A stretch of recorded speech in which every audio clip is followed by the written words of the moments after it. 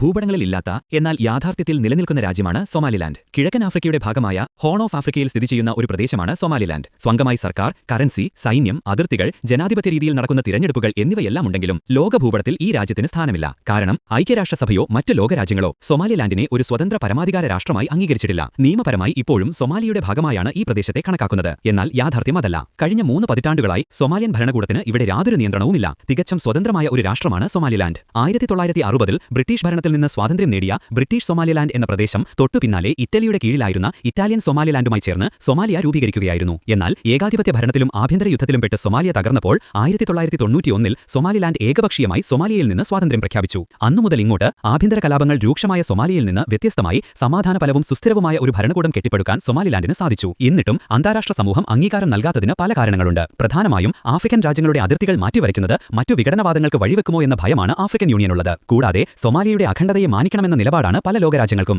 ഒരു പുതിയ രാജ്യത്തെ അംഗീകരിക്കുന്നത് സൊമാലിയയുമായുള്ള നയതന്ത്ര ബന്ധങ്ങളെ ഉലയ്ക്കുമെന്നും അവർ കരുതുന്നു. ഏദൻ ഉൾക്കടലിന്റെ തെക്കൻ തീരത്താണ് സൊമാലിലാൻഡ് സ്ഥിതി ചെയ്യുന്നത്. ജിബൂട്ടി, എത്യോപ്യ, സൊമാലിയ എന്നിവയാണ് അയൽ രാജ്യങ്ങൾ. ചെങ്കടലിനെയും ഇന്ത്യൻ മഹാസമുദ്രത്തെയും ബന്ധിപ്പിക്കുന്ന ലോകത്തിലെ ഏറ്റവും തിരക്കേറിയ കപ്പൽപാതകളിലൊന്നായ ഏദൻ ഉൾക്കടലിൽ സൊമാലിലാൻഡിന് 850 കിലോമീറ്ററോളം നീളമുള്ള തീരദേശമുണ്ട്.